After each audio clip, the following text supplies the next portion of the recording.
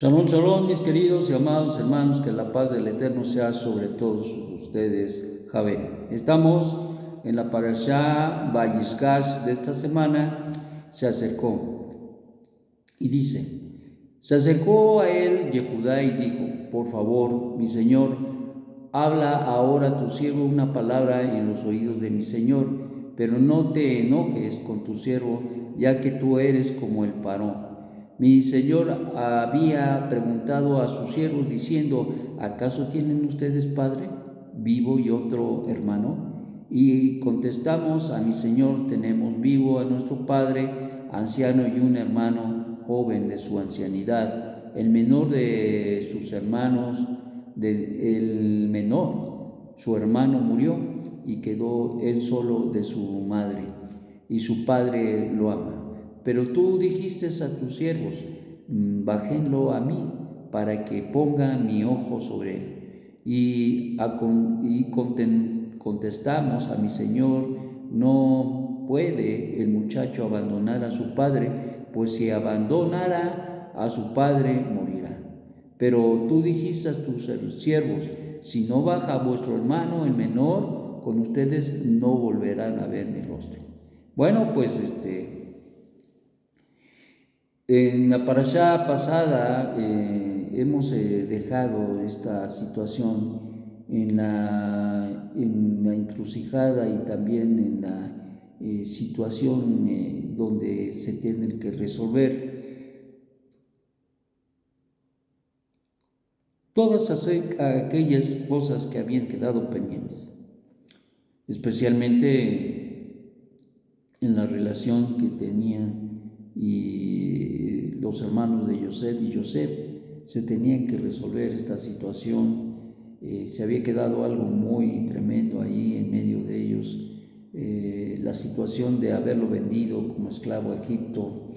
y la circunstancia también que dio todo esto, la angustia, la desesperanza en que fue envuelto Yosef, y aún a pesar de todo eso se mostró la deshumanización y la falta de amor hacia él, y esto seguramente que le atormentaba a Yosef, y le atormentó por muchos años, y hoy estaban en una situación muy tremenda. Algo que habla precisamente de la categoría de la estatura que tenía Yosef es que, a pesar de todo esto, no pensaba de alguna manera en venganzas, sino más bien pensaba en sus hermanos como desde una perspectiva de resolver ese asunto, porque sabía que esto le estorbaba a todos y cada uno de sus hermanos para tener una buena relación con Avinu Shabbat Shammai. Por lo tanto,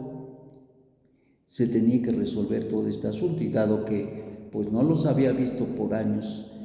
ahora se da la oportunidad del acercamiento que van a tener y tienen precisamente al ir a comprar alimentos a Egipto, y donde precisamente también se hará evidente las condiciones emocionales, espirituales, y también del conocimiento de él, de saber de su padre, de saber de su hermano, y de saber de todos y cada uno de sus hermanos que había pasado, que había sucedido por todos los años que habían pasado. Y recuerden que llegó a los 17, a los 30 se convirtió en el rey de Egipto, y entonces habían pasado ya bastantes años, y esto traería como consecuencia que ya cuando en el encuentro de Yosef con sus hermanos, ya está casado, tiene 2 hijos, las circunstancias donde está Yosef es un varón muy comprometido con su labor, con su trabajo que le había encomendado el faraón, y está ahí administrando los recursos y todas las situaciones que se dan en Egipto. Y consecuentemente ahora en estos dos mundos, el mundo de sus hermanos, el mundo de la rectificación que se tiene que dar en ellos, y también el mundo del dominio, del control, de la elevación que ha experimentado Yosef y que no ha sido de gratis,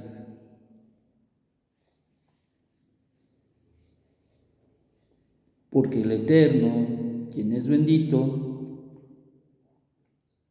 ha puesto en el corazón de él también pensar y reflexionar seguramente en sus actitudes al respecto de sus hermanos. Recuerden que pues ciertamente aun cuando él hablaba con la verdad que tenía en las revelaciones y todo aquello, produjo también un impacto muy negativo en la vida de ellos, dado que había una lucha ahí en la cuestión de que él de alguna manera se sentía o se veía que se sentía superior a ellos, y dado los sueños que tenía, incluso si ustedes se acordarán, esto causaba un desasosiego y también un problema grave de aceptación al respecto de sus hermanos, aunado al hecho de que Jacob le tenía como hijo consentido, como hijo apreciado, pues esto causó una disgregación y un rechazo completo, el ain hará, la envidia que se mostró a través de incluso de atreverse a vender a su hermano y a no importarle su vida, a tal grado que algunos hasta los querían matar o asesinar. Y entonces eso es muy grave, y en estas circunstancias precisamente ahora encontramos a Yosef y a sus hermanos, y se tendrá que resolver el asunto, se tendrá que hacer una rectificación completa, y el anhelo del corazón de Yosef es que sus hermanos hagan teshuvá, que haya un arrepentimiento, porque al final del día eso es la solución para muchas situaciones en la vida, y sobre todo porque mientras no se hace teshuvá en la vida de una persona que ha cometido alguna transgresión, no hay elevación, no hay elevación. Se queda estancado, hay gente que se queda estancada ahí por mucho tiempo, y desgraciadamente a veces es tiempo perdido, porque mientras no se haga esa rectificación, mientras no se haga teshuvá, se mantiene la vida de este hombre, de esta mujer, se mantiene en un estado no correcto, y consecuentemente esto no le agrada nada al Eterno, quien es bendito, y esto le separa de las condiciones propicias para tener una relación que le impulse a elevarse y a unirse con el Hakadosh Baruj Hu. Y esto es lo que pasaba con sus hermanos, tenían que haber una rectificación. Ya para estos días, aparentemente por lo que vamos a ver en la parashá, con la ayuda del Eterno, vamos a darnos cuenta que el asunto había cambiado. Sus hermanos tenían una actitud diferente, y ciertamente, como vimos en la parashá pasada, ellos aceptaban que todo lo que les estaba ocurriendo, recuerden que se había quedado Shimón ahí con Yosef, y que lo había encarcelado por 3 días, esto causaría de una manera tremenda el impacto hacia los hermanos, y que se preguntan y se preguntaban que esto es el resultado de nuestro pecado, que no será el resultado de haber pecado contra nuestro hermano Yosef. Esa era la situación que se estaba dando, y bueno, indudablemente que reconocían su culpabilidad con todo esto, indudablemente que ellos se miraban como culpables y que ciertamente tenían que hacer una rectificación. Yo creo que estaban en ese proceso. Yo sinceramente pienso que el Eterno había estado trabajando en la vida de cada uno a través de todos estos años, que Yosef no estuvo con ellos y que seguramente les recordaba el sufrimiento de su padre, lo que habían hecho. Esto, Jacob no se pudo reponer realmente de la pérdida de Yosef. Lo amaba mucho, era alguien muy querido y muy apegado a él, y por esa misma razón no se podía reponer de esta pérdida, y en el fondo traía en su corazón una pesadumbre muy grande en esta situación. Y eso es lo que yo creo, sinceramente, la insensibilidad de los hermanos se fue quebrantando a través de los años que no estuvo Yosef con ellos, y consecuentemente les recordaba el mal y lo mal que se habían portado con él, y el mal que le habían causado no solamente a Yosef, sino el mal colateral que trajo a la vida de su padre. Y esto definitivamente sabían que no era lo correcto. Yo creo ya a estas alturas del camino ellos estaban ya en esa situación de sentir ya mucha pesadumbre, mucho dolor por lo que habían hecho con su hermano. ¿Cuál es la reflexión al respecto de todo esto? Mis amados hermanos, si hemos actuado mal con alguna persona, sea de nuestra familia,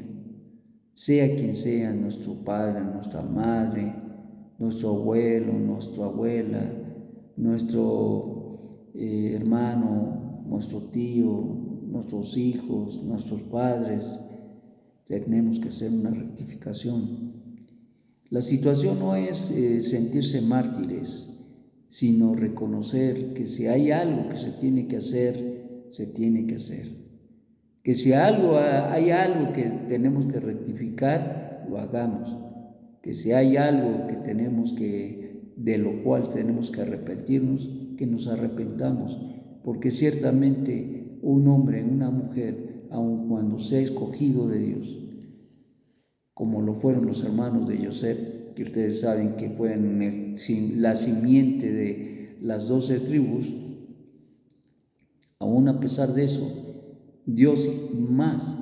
se empeña en la rectificación y en la refinación de todo Cajal Israel. Entonces, si nosotros somos parte de este pueblo, tenemos que experimentar ciertamente esa rectificación, y eso solamente se hace a través de la Teshuvah. Así es que, mis amados, piensa en esto, reflexiona en esto y haz tu parte. Y permítele a Dios que Él haga la suya en nuestra vida y en las relaciones que de alguna manera, si nosotros pervertimos, también se restaure por la gracia y la misericordia de Dios. Que tengas un magnífico día y piensa en ello. Shalom, shalom.